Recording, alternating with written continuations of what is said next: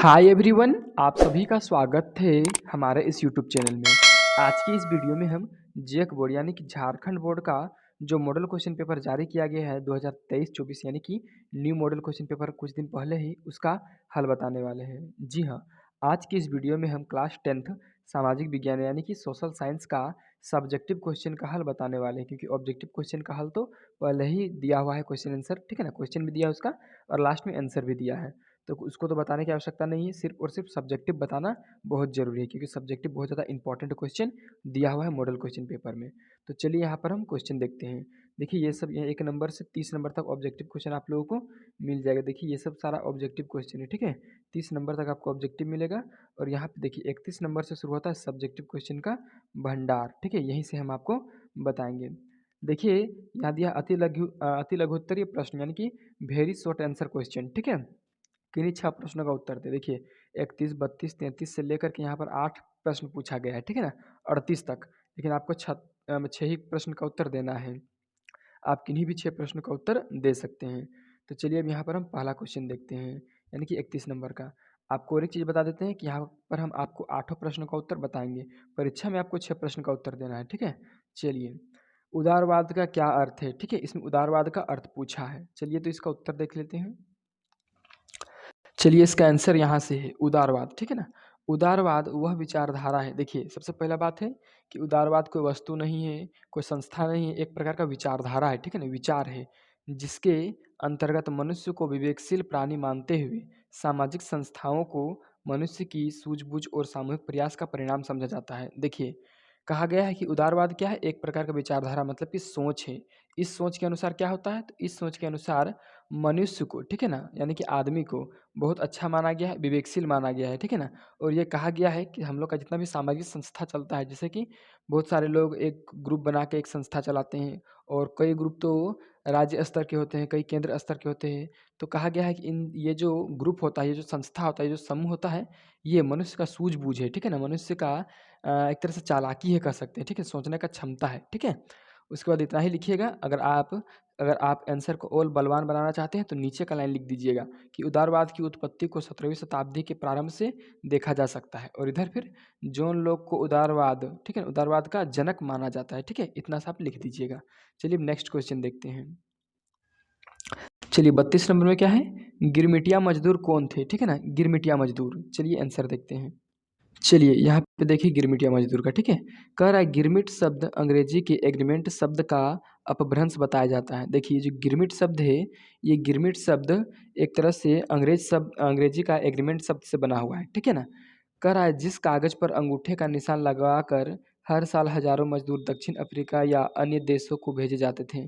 देखिए जब हम लोग का देश ब्रिटिश का गुलाम था, ठीक है ना, अंग्रेजों का जब गुलाम था, तो अंग्रेज लोग क्या करते थे, अंगूठा लगवाते थे भारतीय बिना पढ़े लिखे लोगों से, और उनको एग्रीमेंट करा करके अंगूठा लगवा करके एग्रीमेंट करा करके बिना समझाए उनको दूसरा देश भेजा दिया जाता था, ठीक है ना। फिर कह रहा है उसे मजदूर और मालिक गिरमिट कहते थे, ठीक है ना। उनको क्या कहते थे, मजदूर, उस जो मालिक होता था और जो मजदूर होता था उसको गिरमिट कहते थे, ठीक है ना। अब कह रहा इस दस्तावेज के आधार पर, ठीक है, इस दस्तावेज के आधार पर मजदूर गिरमिटिया कहलाते थे, यानी कि उसी मजदूर को गिरमिटिया कहते थे जिनको मूर्ख बना करके एग्रीमेंट करवा करके दूसरे देश में भेज दिया जाता था मजदूरी करने के लिए। तो चलिए अब नेक्स्ट क्वेश्चन देखते हैं। देखिए 33 में क्या पूछा है, बहुउद्देशीय नदी परियोजनाओं से होने वाले कोई दो हानियाँ लिखें। देखिए बहुउद्देश्य नदी परियोजना यानी कि जब हम लोग डैम बनाते हैं बहुत सारा उद्देश्य से, तो उसका क्या हानि है, लाभ भी होता है लेकिन हानि भी होता है, तो हानि लिखना है। चलिए इसका उत्तर समझते हैं, देखते हैं। तो देखिए यहाँ पर इसका हानि को हम लिखें, दो हानि है। चलिए एक और एक ज़्यादा बताएंगे आपको। हानियाँ क्या है, पहला हानि, नदियों के प्राकृतिक बहाव में बाधा पड़ती है। देखिए नदी जो इस तरह से बह रहा है, अगर हम यहाँ पर एक बांध बना देंगे तो नदी का जो बहाव है वो रुक जाएगा, ठीक है ना। तो नदी का बहाव में बाधा पड़ता है, ठीक है। चलिए दूसरा नंबर में क्या लिखा है वो देखिए। दूसरा, बाढ़ के मैदान में जलाशय बनाने से वहाँ की वनस्पति नष्ट हो जाती है और उपजाऊ मिट्टी जलाशय में चली जाती है। देखिए मान के चलिए एक नदी है, ठीक है ना, बड़ा सा नदी है, और यहाँ पर हम डैम बना दिए। तो यहाँ पर हम जब बांध बना देंगे, डैम बना देंगे, तो ऊपर का जितना भी एरिया है ये इसमें पानी भर जाएगा। तो ऊपर में जितना भी वनस्पति था यानी कि पेड़ पौधा था और सारा चीज़ था, और साथ ही साथ उपजाऊ मिट्टी था, इसके आसपास सारा डूब जाएगा पानी में, ठीक है। तो ये दो हानियाँ हो गया। चलिए तीसरा हानि देख लेते हैं क्या लिखा हुआ है। तीसरा, बांधों के कारण वहाँ के अस्थायी निवासियों को की आजीविका छिन जाती है। देखिए, जब बांध बनता है तो वहाँ का ज़मीन सब नष्ट हो जाता है, जिसके कारण उन लोग का आजीविका भी खत्म हो जाता है। ठीक है, चलिए अब नेक्स्ट क्वेश्चन देखते हैं।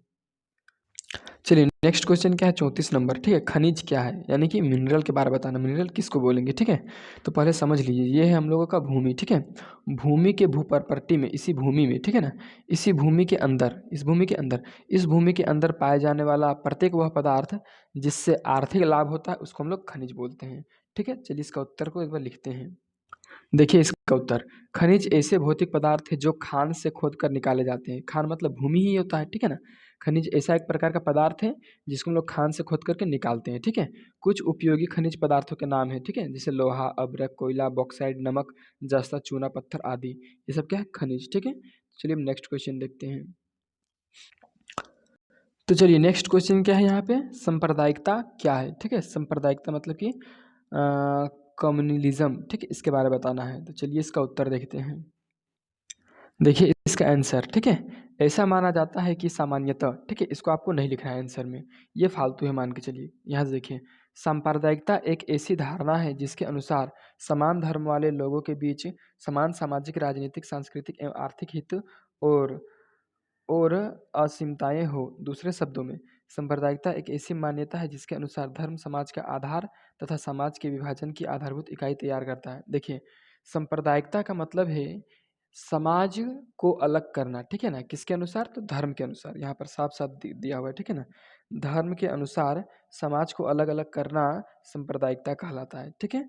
जिसमें कि सामाजिक, राजनीतिक, सांस्कृतिक और आर्थिक हित हो, ठीक है ना? हित के अनुसार, ठीक है? तो उसको हम लोग बोलते हैं क्या? सांप्रदायिकता। चलिए अगला देखिए यहाँ पर क्या है, सांप्रदायिकता के बाद यहाँ है 36 नंबर, नारीवादी आंदोलन से क्या समझते हैं? ठीक है, नारीवादी आंदोलन के बारे में बताना है। चलिए, तो चलिए इसका उत्तर देखिए।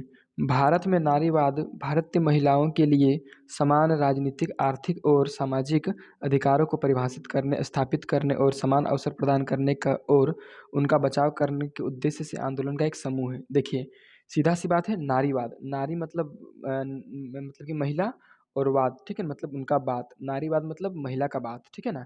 तो नारीवाद क्या है? नारीवाद एक ऐसा स्थिति है जिसमें नारी को समान राजनीतिक अधिकार दिया जाता है, समान आर्थिक अधिकार दिया जाता है, मतलब सभी प्रकार का समान अधिकार दिया जाता है, उसी को हम लोग बोल देते हैं नारीवाद, ठीक है? कह रहा है यह भारत के समाज के भीतर महिलाओं के अधिकारों की संकल्पना है, ठीक है? यानी कि भारत देश में महिलाओं को पुरुषों के समान अधिकार दिया जाए, उसे ही हम लोग नारीवाद कहते हैं, ठीक है? चलिए हम लोग नेक्स्ट क्वेश्चन देखते हैं। चलिए अब नेक्स्ट क्वेश्चन यहाँ देखते हैं, 37 नंबर, साक्षरता दर को परिभाषित करें, ठीक है? चलिए आंसर देखते हैं इसका हम। चलिए इसका आंसर देखिए क्या कह रहा है, साक्षरता दर किसी दिए गए आयु वर्ग की जनसंख्या का प्रतिशत है जो पढ़ और लिख सकती है। देखिए, साक्षरता अलग चीज़ है। साक्षरता का मतलब है कि कोई भी व्यक्ति जो पढ़ने लिखने और समझने जानता है किसी एक भाषा में, किसी अपने भाषा में, उसको हम लोग साक्षर व्यक्ति बोलते हैं। लेकिन साक्षरता दर किसको बोलते हैं? तो किसी भी क्षेत्र में जितने भी लोग निवास करते हैं उसमें में से कितना प्रतिशत लोग पढ़ने लिखने जानते हैं, ठीक है? उसी को बोलते हैं साक्षरता दर। कह रहा है 15 वर्ष और उससे अधिक आयु की जनसंख्या का प्रतिशत जो अपने दैनिक जीवन पर एक संक्षिप्त सरल कथन को समझाकर पढ़ और लिख सके, भारत में साक्षरता दर, ठीक है ना? कितना प्रतिशत है? तो 74%। ऊपर में साफ-साफ लिखा हुआ है कि 15 वर्ष से ज़्यादा, ठीक है ना? 15 वर्ष या उससे ज़्यादा वर्ष का जो आयु होता है, उसके व्यक्ति, ठीक है ना? 15 साल से ज़्यादा का जो लोग हैं, वो किसी अपना भाषा में साधारण वाक्य को पढ़ लिख और समझ सके, उसको हम लोग साक्षर बोलते हैं, ठीक है? तो जब ये इन लोगों की संख्या बढ़ जाता है तो साक्षरता दर भी बढ़ता है।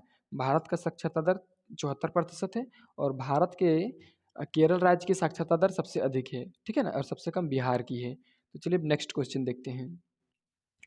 चलिए अब यहाँ पर क्वेश्चन नंबर कितना जाएँगे? 38, ठीक है? विश्व व्यापार संगठन डब्ल्यूटीओ के किन्हीं 2 कार्यों को लिखें, ठीक है?